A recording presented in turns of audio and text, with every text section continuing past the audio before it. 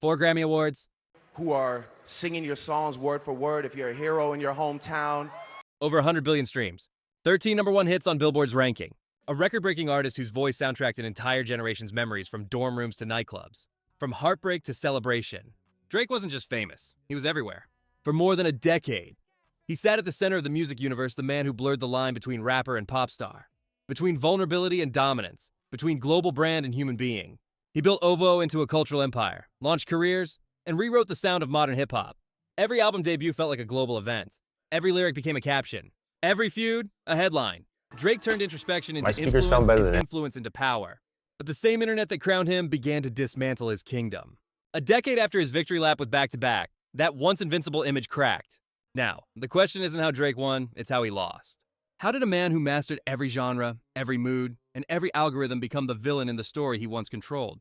Before he was the most streamed artist in the world, Aubrey Drake Graham was just a kid from Toronto's quiet suburbs, raised between two worlds that rarely met. His father, a drummer from Memphis who once played with Jerry Lee Lewis, and his mother, a Jewish teacher from Canada, gave him a mix of rhythm and reflection, a duality that would later define his sound. Unlike the street-born legends who dominated hip-hop before him, Drake came from relative comfort, attending Forest Hill Collegiate, a school better known for SAT prep than street cred, and yet, that difference became his identity. When his peers bragged about struggle, Drake turned introspection into his weapon. Before the fame, he was Jimmy Brooks, the wheelchair-bound teen from Degrassi: The Next Generation. Acting wasn't glamour, it was survival. His mother was sick, the bills were piling up, and Canadian TV was his only paycheck. We were broke, he later admitted. I was just trying to keep the lights on. But even then, he had a vision. At night, he would record tracks in his basement, self-release mixtapes like Room for Improvement 2006 and Comeback Season 2007, full of raw ambition and half-formed melodies that blurred the lines between rap and R&B. He didn't fit anywhere, so he built his own lane. That lane exploded with So Far Gone 2009, produced by longtime collaborator Noah 40 Shabib. The mixtape sounded nothing like anything on radio atmospheric beats. Confessional lyrics. The vulnerability of heartbreak wrapped in the confidence of success. Best I Ever Had shot him into mainstream orbit, turning a self-funded passion project into a cultural moment.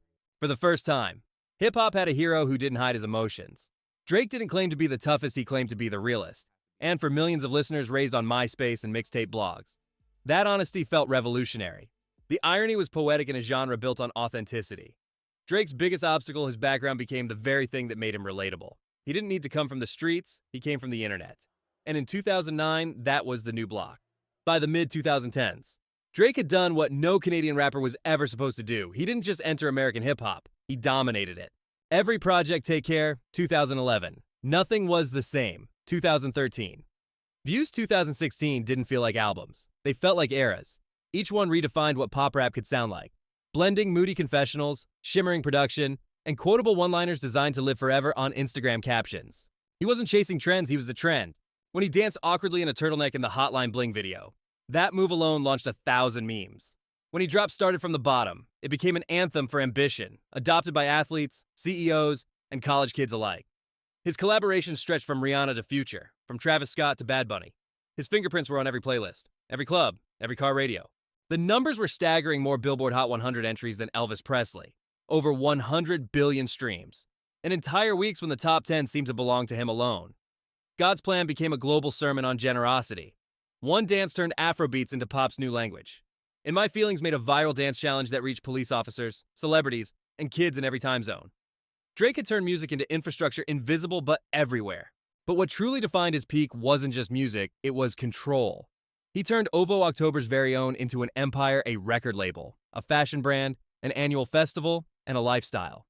Toronto, once an overlooked city on the global map, became the sixth, a cultural capital that lived and breathed his aesthetic.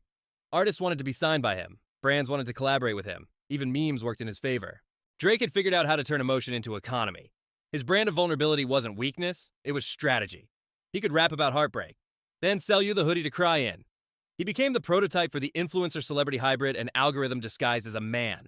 At his height, Drake wasn't just the sound of the decade, he was its mirror. Every shift in pop culture, every viral emotion, every digital mood somehow passed through him.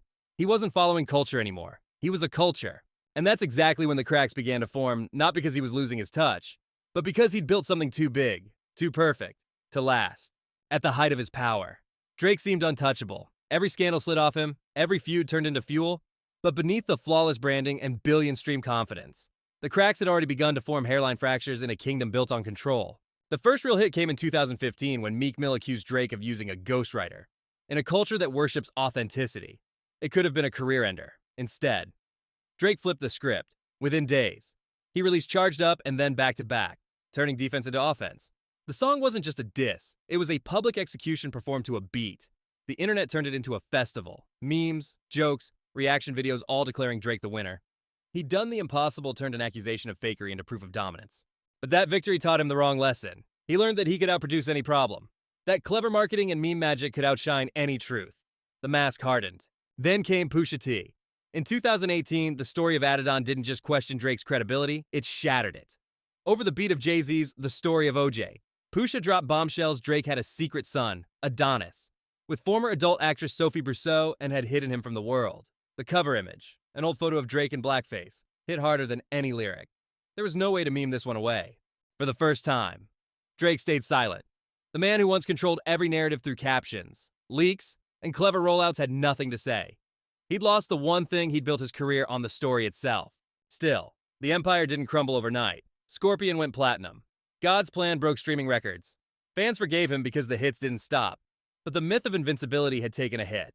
And while Drake doubled down on music, the culture around him began to shift. By the early 2020s, a new generation of rappers was rising raw, angrier, less curated. Drake's polished perfection started to look corporate, his constant borrowing of regional sounds, UK drill, Caribbean dancehall. Afrobeat began to draw accusations of cultural colonization. He's not collaborating, critics said. He's consuming. And then came 2024, the year the internet turned. A single verse from Kendrick Lamar on Like That sparked an inferno. It's just Big Me, Kendrick rapped, rejecting the idea of a big three that had long defined modern rap.